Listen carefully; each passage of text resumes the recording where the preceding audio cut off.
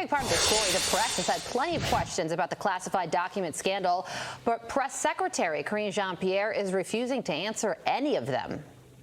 I already answered your question. Go ahead. You really didn't. Well, I did. No, you didn't. Well, it's your opinion. I'm having a hard time understanding why I just said questions about procedure.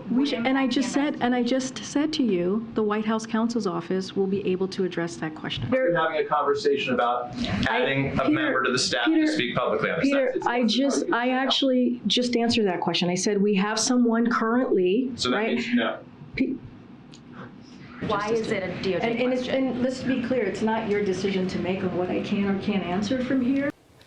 Joe Concha joins us now. Joe, look at that. This is getting ugly. She's saying she's answered questions when pressed, not just by Jackie and Peter, but by members of CBS, NBC, and the like. How much longer can she continue this bob and weave? It seems, Todd, not too much longer, because every day you watch these press briefings, it becomes more and more painful. And she keeps saying, well, I refer you to the Department of Justice, right?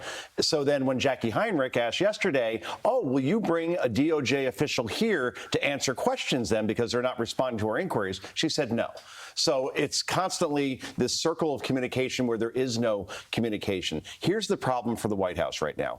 It's drip, drip, drip. It seems like every 8 hours there is another revelation that we didn't know the day before. When that happens, this extends us from a 3-day, 5-day story to a 2-week, 1-month, 2023 story, Carly. It does feel like the stonewalling is prolonging the story. It's making it even long. It's becoming a part of what the press is covering. Yeah. How could she handle this better, though?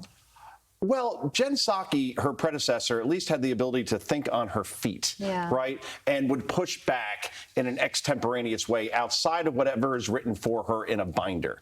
And you get the feeling from Karine Jean-Pierre, we've had this feeling since day one, that she can't answer these questions or pivot or at least show that she knows or has some ability to grasp what's going on. When she was asked, you told us 6 times that there were no more documents, and it turns out there were more documents. If she was at least a little bit humble and a little bit contrite and said, you know what, I didn't have that information at the time, and now I apologize. I should have got that for you guys. But she shows no ability to even do that. Right. The people that watch this show may not agree with the answers that one John Kirby would give. But let's be real. John Kirby is in the building. He can do this job way better than KJP. So I asked you earlier, how much longer can KJP bob and weave on this topic? Next question, how much longer does KJP have in this role? I would think probably within the next couple of months, we'll see a pivot to John Kirby as the White House press secretary, particularly if Joe Biden announces he's running for president. If he does announce, then KJP has, or Karine Jean-Pierre has an out, right? All right, she'll be the communications director for the campaign type of thing. But John Kirby should have had this job right after Jen Psaki left, not Karine Jean-Pierre. And particularly in this case, because remember, these are national security implications in these classified documents. So Kirby, coming from the Pentagon as their spokesperson, should be out there a lot more than Karine Jean-Pierre. But at this point, I can't even watch these press briefings anymore. If I have to hear one more time that the president takes classified documents very seriously, which somebody's been tallying online, I think we're up to 35 times she's said that, I'm sorry. It's like everything's being played on a loop at this point. Yeah, that may be one of the reasons why the president actually took a question about these documents yesterday. Yeah. And he said that he has no regrets, which is interesting because he had previously said that he doesn't know what's in the documents. So how would you have no regrets if you don't even know what the documents are? Just want to show this tweet because Karine Jean-Pierre does have some support, including from the DNC chair, Jamie Harrison, who posted a tweet saying, Karine Jean-Pierre is an amazing talent with the patience of Job.